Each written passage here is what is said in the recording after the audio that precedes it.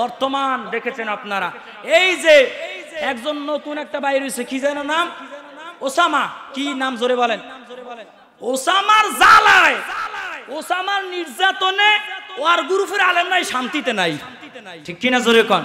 কয়দিন যায় আমার বাজানরা নিয়ে ধরছিল, তাহিরি বাজানরা নিয়ে ধরছে না, উল্টা ফাল্টা বক্তব্য যা দেওয়ার দিল, দিয়াতে ওমার নিজের একটা হাড়মালা কিছু মনে করে, ঠিক কিনা জোরে বলেন?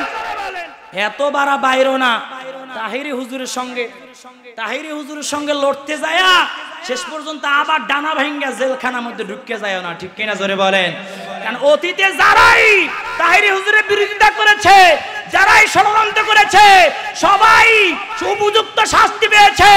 অতএব যারাই সুন্নি উলামায়ে কেরামদের সঙ্গে লড়তে আসবে, যারাই সুন্নি আলেমদের বিরোধিতা করতে আসবে, ওই সমস্ত দুশমন রাসূলদেরকেও আল্লাহ তাআলা দুনিয়ার মধ্যেই ওদের বিচার দেখায় দেয়, ঠিক কিনা জোরে বলেন?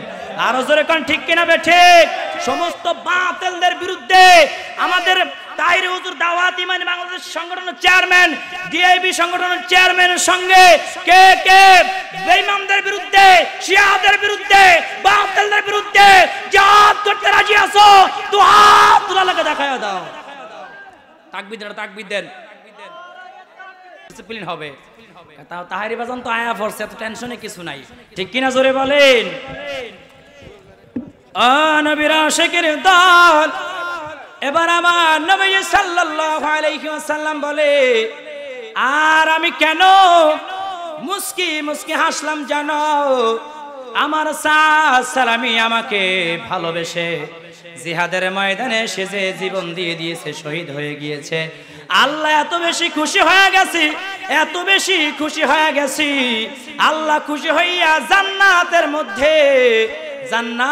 মধ্যে সালামির সঙ্গে বিবাহের আয়োজন করতেছে, জোরে বলেন সুবহানাল্লাহ।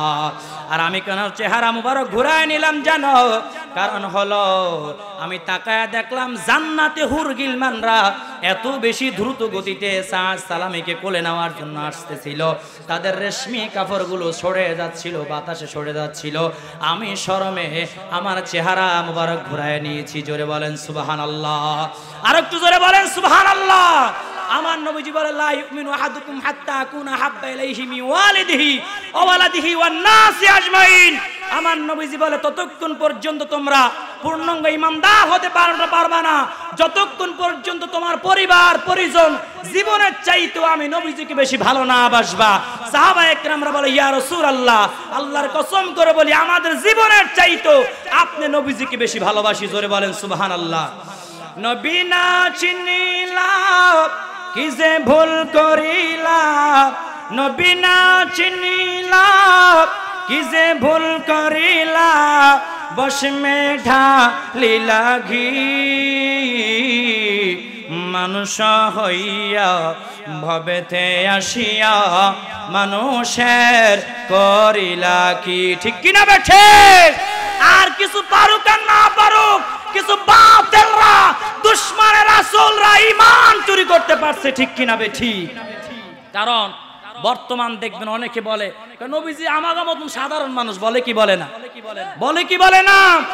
বলে কাল কিয়ামতের ময়দানে নবীজি শাফাআত করতে পারবে না, ফেল ফেল করে তাকায়া থাকবে, নাউযুবিল্লাহ পড়েন।